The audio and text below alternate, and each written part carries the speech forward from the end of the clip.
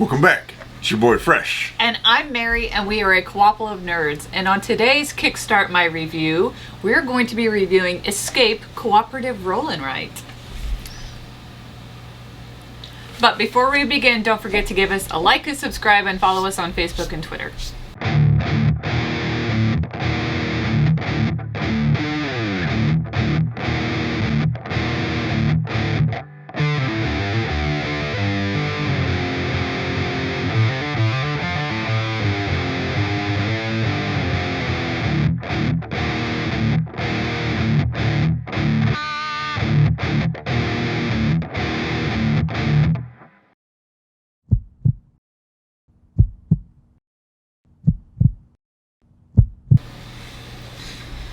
That's right. So, Escape Cooperative Roll and Write. If you don't know about this game, this is of course a Kickstarter. It's exactly as it sounds. It's a cooperative roll and write. It's 2 to 4 players, ages 8 and up. Takes about 30 minutes, maybe less, to play. The publisher is Queen Games. The designer is Sebastian Schwartz. There's no T. Schwartz. Schwartz. I apologize. I'm terrible with names. Sorry, Sebastian. And Oliver Schlemmer is the artist. That's right. So, like she said, Cooperative Roll and Write Kickstarter from 2021. So this one's brand spanking new. So all of our reviews we break into 3 categories: art and components, story/theme, and gameplay. And then we'll do an overall ranking, put it into 1 of 3 categories. Play means it hits the table as often as possible. Display means you like it, you leave it on the shelf and break it out when the urge strikes. And stay away means you leave it at the store for someone else. So let's jump right into art/components. This game did not have a ton of components. It's very basic. But the dice were really nice. I liked engraved dice versus printed dice. Yes. I think that lasts longer. The paint doesn't chip off as quickly, so you get to use those dice longer. The roll and write sheets I thought were really clean, straightforward, simple design, and didn't get muddled with too much. You know, the artwork on it is pretty basic, but I really enjoyed the layout of the sheets. However, there's a limited quantity of them. Right. Now, I'm not sure if you can go to Queen Games and order more. If you can, you could probably find them on the internet. I mean, you can find anything on the internet. You found this on the internet. You can be watching all kinds of stuff.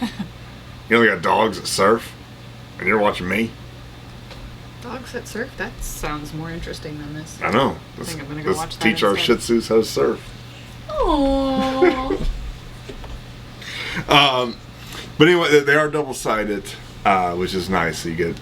So one side of the of each game board is, a certain. It's the basic game, and then the other side is a more challenging variant. Right, and they got a couple different variants you can add in. Some that lock doors, some that you have to roll for the jokers, and all sorts of little tweaks they put in there. It comes with tiny little meeples, which I don't mind. I don't mind tiny little meeples. The maps are kind of small, so you need to be able to fit your meeple on there. But I thought it was kind of cool that they didn't just use your basic standard meeple. They use little adventurers, so they have the hat, the Indiana Jones hat. Yeah, I thought that was kind of cool of them to do that. Right. So story/theme. No overarching story. This is a one-shot. I don't even know if this game has any story at all, to be honest with you. It maybe a little bit. There's like 3 sentences of story in the entire game. I think it's supposed to have like a Tomb Raider feel to it, but... Right, Temple of Doom or something. Yeah.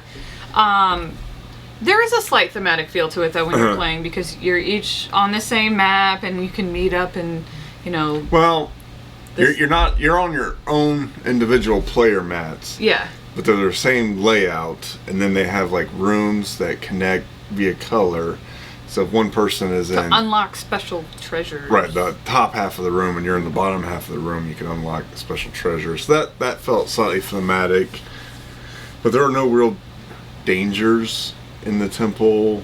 You're not actually on the same board, so you can't go into the exact same square. You know, I can go into a room and get the treasure. You can go into the room, that same room, but on your board get the exact same treasure. So that felt a little anti-thematic. But overall, you know, there is that you get X number of turns based on player count. So there is a feel of like a rushed. It's definitely a cooperative game. Yes, yes, you have to work together. The cooperative feel is very strong with this game.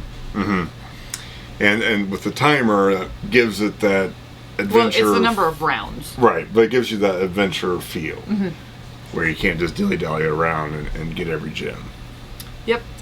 Our last category, gameplay. So this is a fun, quick, lightweight game. The 30 minutes is probably a little generous. You know, we did a review or a playthrough on Monday. I think that video was about 30 minutes, so we did have a little technical error, and we were kind of trying to explain the game as we played it as much as possible. So if we weren't recording, we probably could have finished that in closer to 20 minutes. I did feel like it had nice scaling for your player counts. So you get 8 rounds for 2 players, 7 rounds for 3 players, 6 rounds for 4 players. The number of gems you need in order to succeed before you escape. Again, that scales not only for difficulty setting, but also for player count, which is nice. Sometimes those games tend to clump them together, and you're like, man, at 2 players it's pretty tough, but at 3 players it's a little too easy. I felt like this one, that scaling worked really nicely. And the neat thing about the game is that they do make it to where you can vary the game in so many different ways. So you can vary the level of difficulty in more ways than one. Right. This had a nice little puzzle solving. Basically, we're trying to find the gems. You need to get to certain places to unlock certain things, and that's, you know, little puzzle solving into it. And then we felt it would be It'd be a decent travel game. A decent travel game. You know, I think you could do this on an airplane or a restaurant table, and not have, you know, a big giant board or anything. You know, once you're done, you can throw away the sheets. Yep. Yeah, you can just disposable. Bring a sheet in your, you know, tear off 2 sheets, put it in your pocket, and go to the restaurant. Yeah, and then when really you're done, all you're carrying is the small bag of dice with the meeples. Yeah, yeah, and that could easily fit in a purse or pocket. Yeah. All right, so we put all of our categories. I already said that. So for us, Escape Cooperative Roll and Write is a display. We had a lot of fun with this, but we have kind of beat it up a little bit. So we've been slowly ramping up the difficulty. We like our cooperative games to be competitive between us and the game system.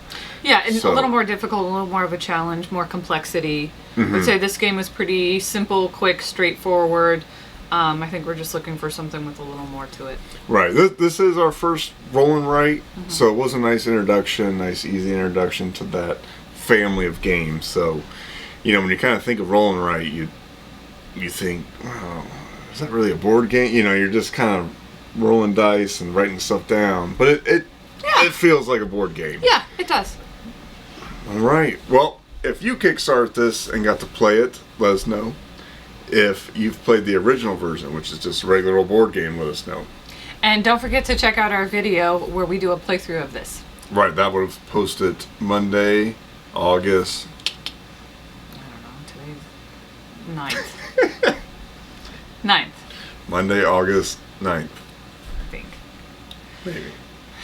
We'll see you next time. Thanks, everyone. Bye-bye. Bye. Hey, Pumpkin. Yes? Had to give our son the Heimlich maneuver. Oh my gosh. And I was paralyzed with fear. I wasn't able to do anything except sit there and cry. Oh my gosh, my baby. My oldest baby. He's 11.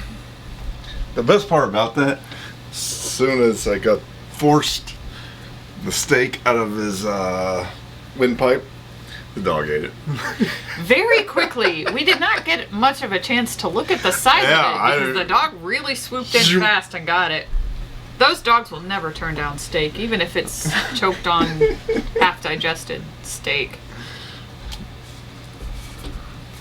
4-day Ray. Orange Dreamsicle Blonde. Hit me up.